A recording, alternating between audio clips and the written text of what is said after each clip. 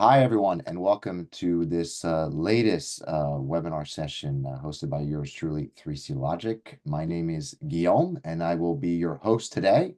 And we're going to be talking about Second Harvest Heartland and how they optimize the neighbor experience with their unique approach to ServiceNow and Contact Center. And with us today is Tina England from Second Harvest to do so. Now, a couple quick housekeeping items. Just want to make sure I provide the mandatory disclosure. But with that, quick round of introduction. So Tina England, Operations Manager at Second Harvest. Tina, thanks for joining us today. Happy to be here, G. Thanks for inviting me. Oh, of course, we wouldn't have it any other way. So for our audience, we're going to cover a lot of material today. And thanks, of course, to the contributions that will come from Tina as we discuss how Second Harvest has generated some of the successes that they have on ServiceNow and with 3C Logic. So when we look through the agenda, we're going to go through a couple of things. One, just take a look at the state of customer experience in general. And then Tina's going to tell us a little bit about Second Harvest Heartland, a little bit about the hunger relief industry and sort of its current state, some of the challenges that they have to overcome, and then how did they approach those challenges? What was the solution? What were the outcomes? And then also a little bit about what Second Harvest Heartland has planned. So with that, I'm going to try and level set, sort of provide a state of the union on where customer experience today resides, some interesting data points from some very recent research, and then we'll kick it off with Tina. So everyone knows that obviously digital transformation has sort of been the buzzword over the last few years. Every organization, regardless of industry, has been very focused on trying to optimize customer experiences, employee experiences, of course, for their internal audiences. And of course, one of the main focal points has been, hey, how do we reduce the need to rely on calls and contact centers as the backbone of any support initiative? How do we make and allow organizations or customers reaching organizations to have the option to self-service? Because of course, if you can solve your own problem, everyone will be happier for it as opposed to having to wait to receive those services. And so it should come as no surprise that over half, 61% of individuals would rather use self-service for simple issues. The crux of it is, of course, that almost 2 in 3 individuals, 68% to be specific, will actually stop using a company's self-service options, chatbot being one, after a single bad experience. So really, even though there's this push towards digital transformation, the tolerance for mistakes by the audience that might choose to use these channels is relatively thin. Tina, does that come as a surprise to you? It actually does come a little bit as a surprise just because people are looking for those self service options. On the other hand, we're all busy. None of us have time to waste getting nowhere. And so it does make sense that you really need to build that chatbot and functionality in a way that works for the person calling. Yep. Well, some of it might be attributed to the fact that the types of requests that are coming in are actually more complex. If you actually ask the agents that are part of these customer support groups, I'm sure yours could speak to this a little bit, Tina, back from the heyday. Teams are actually dealing with more complex issues. They're actually expected to service and support more products. And so as a result, you have teams that vast majority, more than half, are actually suffering from burnout, which of course has been an issue over the previous years. And it really shouldn't come as a surprise, right, Tina? Or the majority of agents today spend 2/3 of their time actually doing anything but helping customers because they're overcoming some of the challenges we're going to discuss today, overcoming all the manual tasks, multiple platforms, and so forth that they're expected to utilize and manage to support the customers that they are expected to service. But those distractions are actually at the expense of what they're supposed to be doing, ideally, which is helping people. I Agreed. thought another interesting data point is obviously that the vast majority of customers like to use multiple channels, shockingly, right? And typically, the channel they choose to uh, connect with organizations is going to be very subject to the complexity and the context of the request. Usually, the more complex and more emotional, the more likely they're to call. The simpler, the more likely they're going to use digital channels. So obviously, as an organization focused on customer experience, one of the key things is going to make sure that you have the appropriate diversification of channels to meet Mhm. customers where they expect to submit their service requests. And of Right. course, our audience might notice that voice and or phone and email are still to this day the two primary preferred forms of communication. And you and I, we're going to talk about, is that a good thing? Is that a bad thing? It may be a little bit of both, Mhm. but a lot of it is rooted in, what organizations have typically today, and how that's creating some of the problems. Most organizations today still have a very siloed environment or hodgepodge of technologies, right? Mhm. Technologies that were typically bought at the department level. So every department has their aggregation of platforms, and that may be good for the department, but that doesn't work well when there's all those inter-department workflows and communications that are expected to happen, um, process a request that may come through. That's what leads to a lot of manual processes that equates to time, right? Well, time is expensive, and ideally better suited helping customers. And there's this disconnection between the front office and the back office, right? When a request comes in from a customer, or in your case, from a neighbor, how does that request then get service in the background? How's that response then come back to the front office? And we're going to talk about that, Tina, right, a little bit. Yeah. And then how do you then evaluate the success of your customer experience all the way through to how does that impact the coaching you might provide? So those are some of the challenges in the industry. And so ideally, if you say, well, if I had a wish list, what might be the alternative? Well, ideally, a lot of organizations are now doing a lot of consolidation around a single set of solutions as opposed to the multi-tier platforms that they have.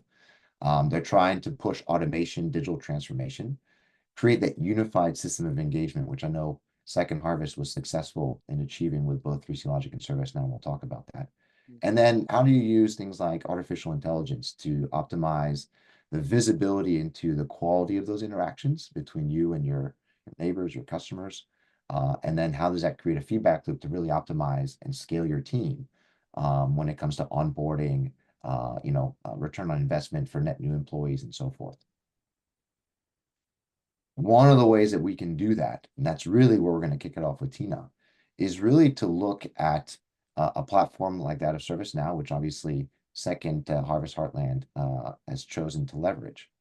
How do you take all of the components that are already available on the ServiceNow platform, the single data model, the agent workspace, the existing native digital channels, whether it's, obviously virtual agent chat, live chat, knowledge portal, the reporting, and how do you weave into it really that missing piece, right? That contact center component, so that if and when people do need to engage with you at a higher level for more complex needs, how can that be woven into the work streams that you've already built on the ServiceNow platform?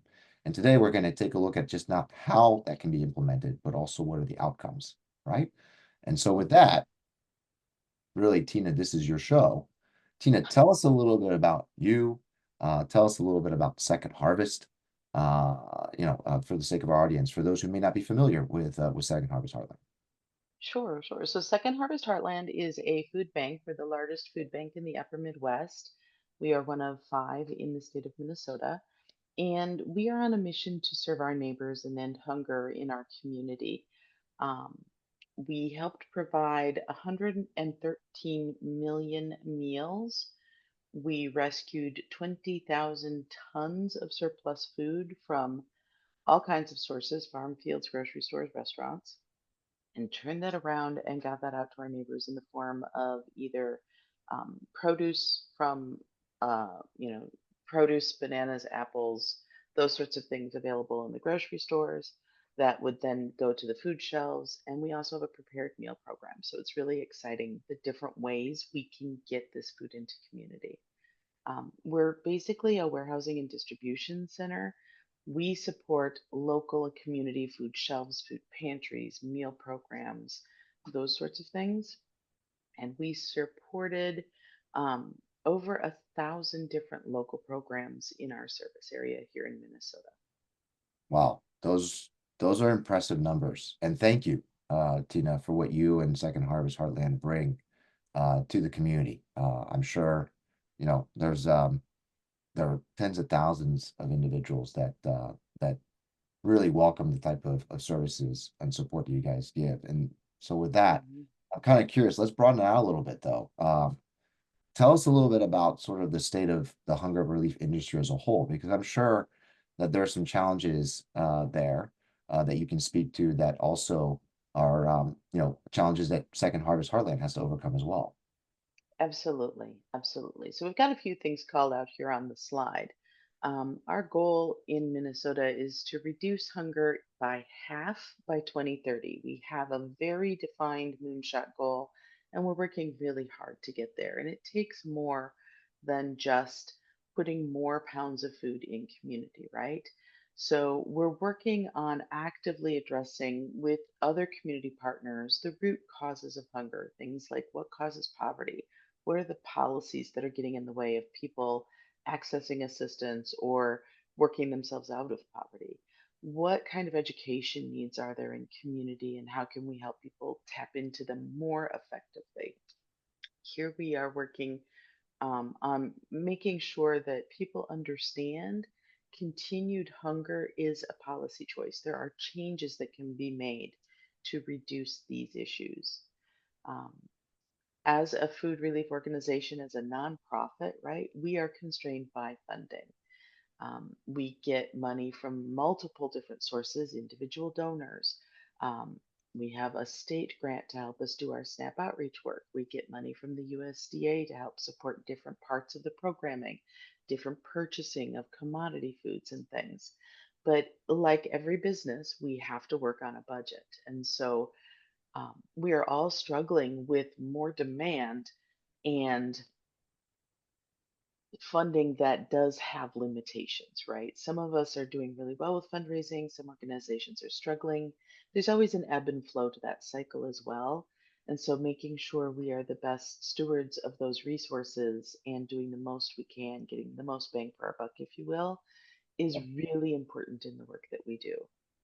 And so Yeah. we've also got, oh, I'm sorry. No, I was going to say, I mean, it's interesting, right, that when you talk about being, budgetly constrained, right? This is about, and you Mhm. said, giving, your money's worth. And obviously we're going to have a discussion about how technology plays a role, but we're Yeah, talking about how do you scale every penny, so to speak, right? exactly. Exactly. That is correct. How do you um yeah. We have what our former executive director used to talk about an Aunt Sophie. She had passed away and her nieces and nephews came in and made a donation of like from her savings account. And it was just always such a touching story because he had Aunt Sophie's pennies, nickels, and dimes, and he needed to make the best investment he could with those, right? And so we've continued holding that kind of value around the donations and support we get. This is somebody's livelihood that they're sharing with us to share with others. How can we get the most out of that for community? Absolutely. So when we look at your specific, and when I say your Second Harvest Heartland specific challenges, Hmm. before 3C Logic and ServiceNow, right? Um, Hmm. Again, interestingly, the number one listed right there is, how do you maximize the impact within the, budget limitations that you may have based on the funding that you've been granted. Walk us Right. through some of these challenges and sort of for the sake of our audience, what does that mean and what has been the impact and what were you trying to solve within these limitations? Okay. So you would think coming out of COVID that food insecurity or hunger would be decreasing, but we've seen continued and increased demand in our food emergency food network. So food shelf visits are up by huge numbers, over 7.5 million visits last year in Minnesota. Wow. Um, the food prices with inflation are impacting people. The prices on everything are going up, and so we know that this isn't just a food pricing issue. There is a lot more going on here. So, how can we maximize our operational costs and our operational impact at the same time? We have to be able to communicate with each other. We have to not be siloed to make sure we're all on the same page, that we are all working together smoothly as a team to make sure that we are getting resources, food, programming in the communities where it is needed most, and then branching out into other communities as well, because we can't just focus on the highest need community. There is food insecurity across the whole state. To do that, we have been consolidating our programs piece of things, and that's where we have worked with ServiceNow and 3C Logic to open a contact center. We're using email and chat and phone, or I'm sorry, email, text, and phone to receive calls from people and to make outbound calls to people who are referred to us through various organizations like their community food shelf, like a medical provider. Um, and we have to do that while keeping the person at the center of everything. And so as we were looking at how do we do more and more of this, we had a team of 6 to 8 people who were working on cell phones, individual email accounts. And all of these referrals were coming into us individually on the team. And that is absolutely not an efficient way to operate. Right. And we were doing okay with that pre COVID. During COVID, that blew up, and coming out of COVID, we knew that we needed to do something differently, which is how we ended up here.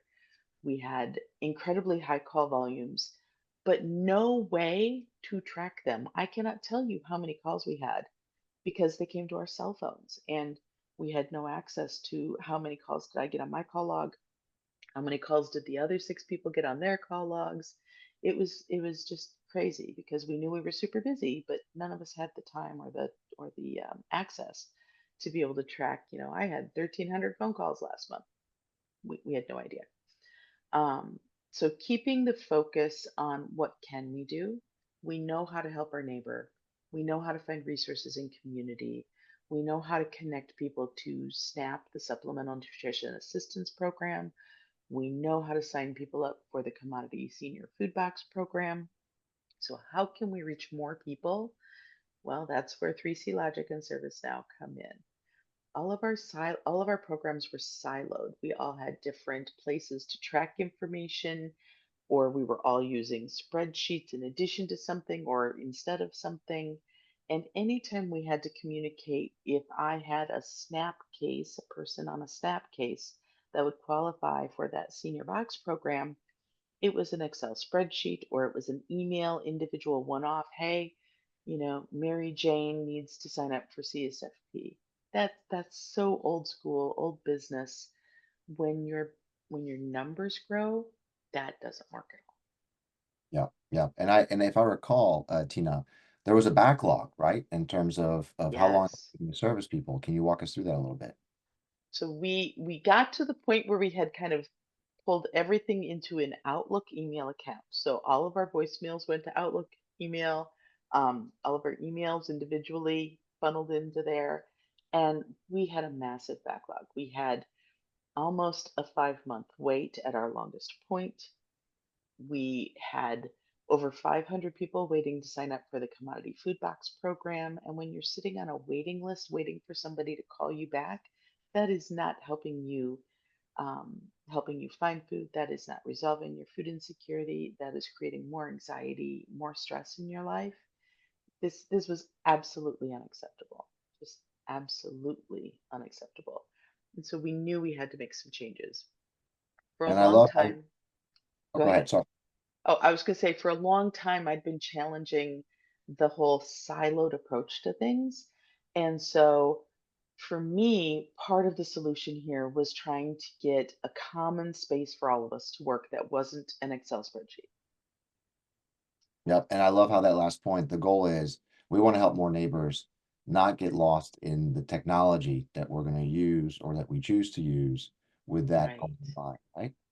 So let's talk about it. You mentioned ServiceNow, you mentioned 3C Logics. That was these two together sort of make up the solution to the list of challenges that you just highlighted, right? High call volume, a backlog, needing to, of course, take into account budget constraints to the extent they apply. How do you stretch every Hmm. penny and with it, maximize the output and impact to help as many neighbors as possible?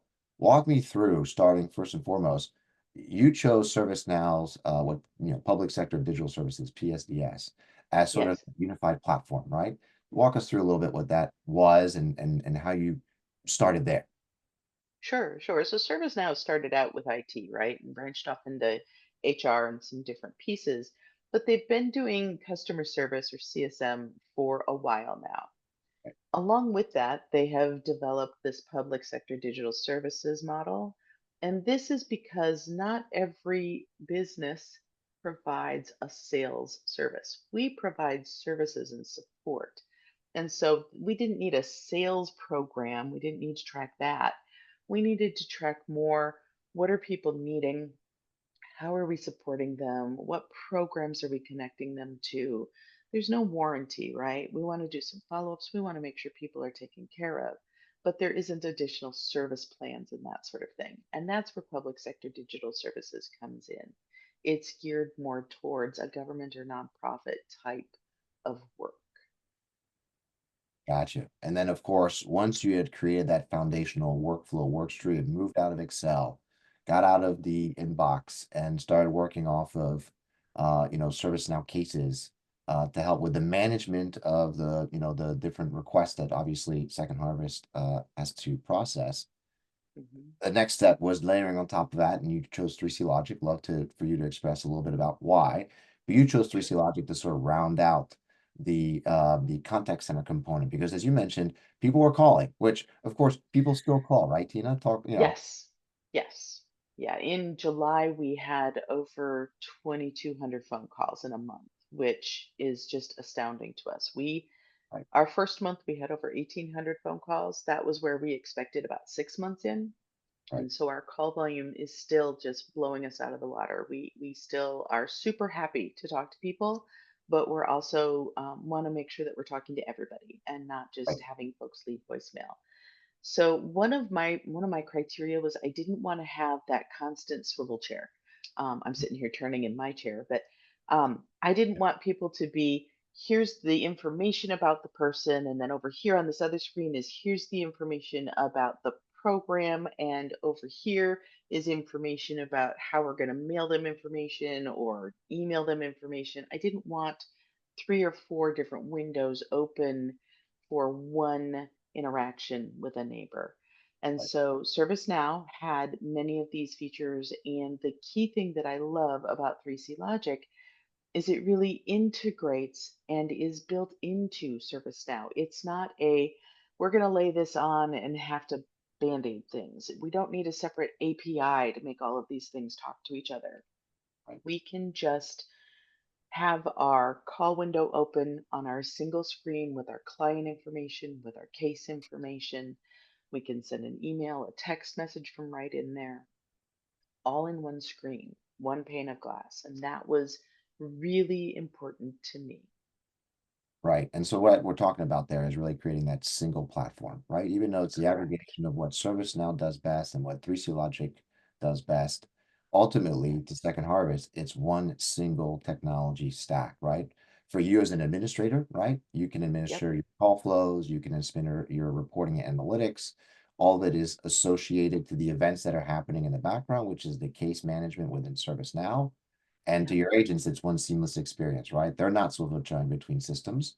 They're Yep. operating out of a single one, but yet they can handle email and case requests as efficiently as they do calls and SMS.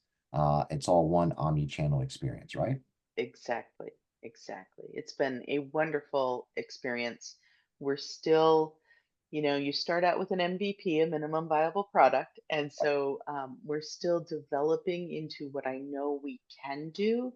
And I'm really excited both about where we've been to where we are now, but I'm also really excited about where we're going to keep going in the future because our customer experience and our agent experience is just going to keep getting And what I think is an interesting, little point here is, you know, uh, Second Harvest Heartland, when you talk about operating budgets and so forth, right? better. The benefit here is, you pick these two solutions, you put them together, but you're able to scale what is otherwise a small but very mighty team, right? I mean, to your point, when you look at the 100 million plus food deliveries and so forth that you guys have done. Hmm. But yet you're doing it with a head count of, to your point, 6 or 8 individuals that are processing all these requests. That's a substantial exponential return per agent, right? Who obviously now, and I'm Yes. for our audience, if I recall, Tina, that backlog that we alluded to before implementing this joint solution. Tell us a little bit about what happened there. Is it gone? It is gone. Yes, we are really, really, really excited. We have grown our team as well, right? Because Right. if you build it, they would come, and the phone calls have only increased, as I mentioned. So we had that many people buried. We added technology. We've grown our team a little bit. We moved programs around, so we're doing more with this core group of people as well. But we have on average, I would say 8 to 10 people answering the phone on a regular day in, day out basis, and others supporting that work in the background, sending out those applications, all those sorts of things. Um, the backlog right now, the oldest referral we have is probably about 2 weeks old, and our goal is to get down to less than 2 days. So we are really, really close. When we say backlog, we refer to those voicemails and emails, Yeah. referrals from other organizations that we have not yet contacted. Now, I want to point something out. In our previous way of doing business, we never truly knew how many people were waiting because we had to get that voicemail added to a spreadsheet. We had to get that email pulled out of here and identify what needed to be done. And so we didn't know if there were four referrals in there or one referral, right? We would get emails from colleges with 30 or 40 names in them. So we never knew how many were sitting in the backlog. Now, with everything moved into ServiceNow, and we're still working on some of this automation, but everything within, I would say, 48 hours is entered into this system. Now we have a realistic number of who hasn't been called, who Right. has been called once, who needs to be called again. All of that information is at our fingertips, and we can tell through this relationship between 3C Logic and ServiceNow, how much time are our agents spending on the telephone? How Right. much time do we need to budget for them to do an outbound call versus an inbound call? It's amazing. Yeah, and hopefully now, right? We'll talk about results here. Hopefully now they're spending 2/3 of their time, if not more, actually helping neighbors, as opposed to Yes. overcoming the technology hurdles that you alluded to earlier. So let's dive in. You Yes. spoke about some of these outcomes, but walk me through some of the results. And again, these numbers are moving, they're changing. I know we spoke a couple weeks ago and you said, "Hey, I need to update things," because you pointed out more calls are coming in. If you build it, Yeah. they come. You guys are actually your success is drawing even more demand, more attention. Yes. And obviously, you guys now have the scale to meet it. But walk us through some of these outcomes. Sure. Anybody who's applied for a government program knows that it's complex and there are lots of rules, there's lots of pages. The application for SNAP in Minnesota, or Supplemental Nutrition Assistance Program, is 10 pages long. When we say that we did 15,600 SNAP screenings, that means that we had at least a 5-minute conversation with somebody and talked about income and family size and where they lived and what their needs were to help identify if this was the right program for them. That is Right. a lot of phone conversations with folks. In the first 3 months that we were live, we had 8,000 contacts with people. 8,000 people we spoke to, and we were frazzled and harried but happy because this meant we were talking to people and people weren't waiting to hear from us, right? Right. And so that 8,000 just blew us away, blew us away. We've actually helped with 7,600 applications, those 10-page applications. Supporting documents are needed, and we help walk the family through all of those steps. Do you have your pay stubs? Do you have your proof of identification? Do you have proof of what your housing cost is? The state and the government requires lots of detailed information. It has to be current. It has to be turned into a certain place within a certain time frame. It's just it's a government program. So the fact that we actually helped 7,600 people complete that process is amazing. And we're 74% faster on our return call speed. Like I said, you're not waiting 2, 3, 4 months. It's 2 weeks or less right now. And as of Monday, we were looking at around 10 days, which Wow. is in some businesses that's absolutely unacceptable. But if you look at where we started to where we are now, Right. that's where we're marching towards. So we talk about marching towards, we're not done, Hmm. right? I mean, if we talk about what's No. next, Second Harvest Heartland, you talked about, hey, we wanted to first sort of fix things foundationally, right? So you built that on Correct. on the both ServiceNow and 3C Logic. So you're now able to handle calls. We've gone through the results and neighbor Yep. requests far more effectively based on what the combination of ServiceNow and 3C Logic bring together. And Yep. obviously, because hunger is such a sensitive topic, yes, people can send an email and come through digital channels, but they're very also likely to call because hunger Yes. is it's not something that Immediate. yeah, it's something that hits home, so to speak. Hmm. But I know that Second Harvest is already looking to some of the additional things that it can do moving forward to maybe optimize even beyond the results that we just covered. Some of Yep. it using artificial intelligence, AI, which of course everyone is eager to figure out how to apply within their industry. Talk me through Right. two of the things that you most excite you about that we've discussed that between 3C Logic and Second Harvest that we're looking to potentially implement together in 2025 and why it gets you excited. So I'm very excited about where I is taking us. I have to preface this by saying we're waiting for feedback and guidance from the state of Minnesota and the USDA to help us understand how they will let us use AI. But I can see AI really helping us in two specific areas. The one here where you say AI for speed of service, conversational AI, multiple language supports. There are over 38 languages spoken here in Minnesota. And so being able to have that support in real time for language translation through the system using AI is an amazing thing to me, and it's right there. It's right beyond our reach. It's coming. Some places are already able to implement that, but I really see it helping us where maybe we have a chat bot, maybe we have it through the phone system where somebody is speaking in a language. Either they identify what that language is or the system can identify that language, and then it translates to the language that our navigators or our agents are using. And so if our agents are speaking English, but we have somebody on the phone speaking Oromo, then if the system could translate what that individual is saying in Oromo into English, and then our agents can respond in English and have it translate to Oromo, that is so huge. With 38 languages, we can't staff for that, right? We've got English, Spanish, Somali, and Hmong speaking staff. But beyond that, we have to use a third party language vendor, a language line service. That adds cost, that adds time because you say something, the interpreter says it, and then the person responds and the interpreter repeats it back to you. So it takes twice as long to have a conversation. Um, if we can get AI built so that everybody's comfortable with the language models, with the nuance of the conversations that happens in government programs, much like in healthcare, then I think we have a big win for everybody. And I know healthcare is also really excited about this kind of capability.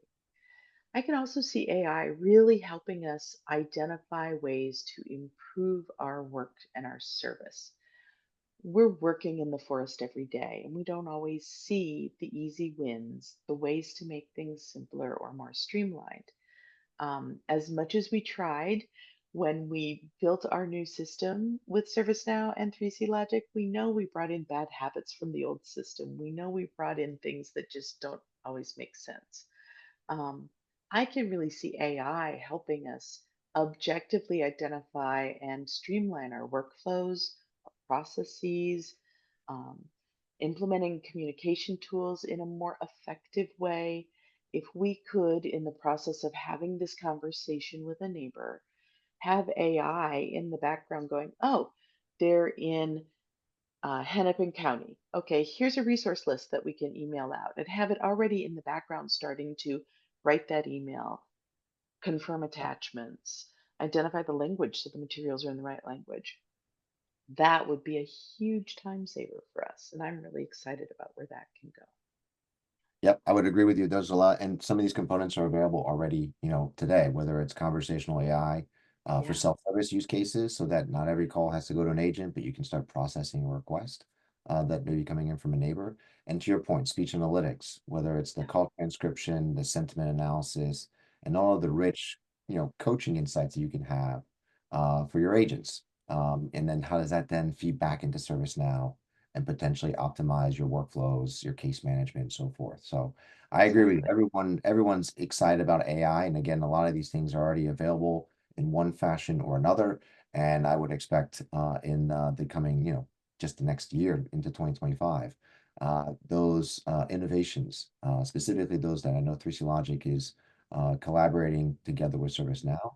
Yeah. I think there's some interesting things to come. There definitely are.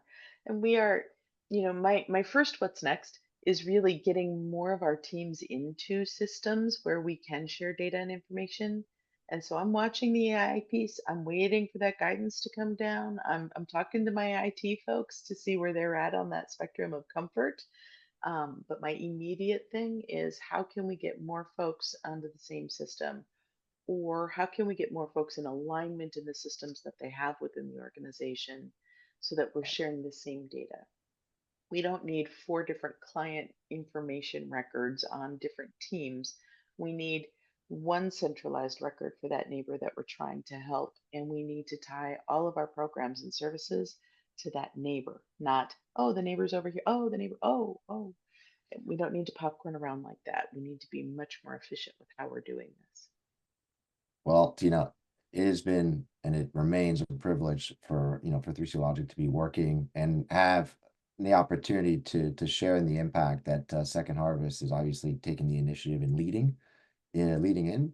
So thank you for entrusting Thank 3C you. Logic and for your continued support. And for our audience, hopefully this was an educational session on just what the art of the possible looks like and how you can take a small but mighty team and using the right technologies, in this case, 3C Logic and ServiceNow together, how you can actually maximize the impact that such a team can have, depending, of course, on the different audiences that you yourself might serve. If you have any questions, feel free to contact us here at 3C Logic. We'd be happy to understand how we could drive similar results for you and your teams.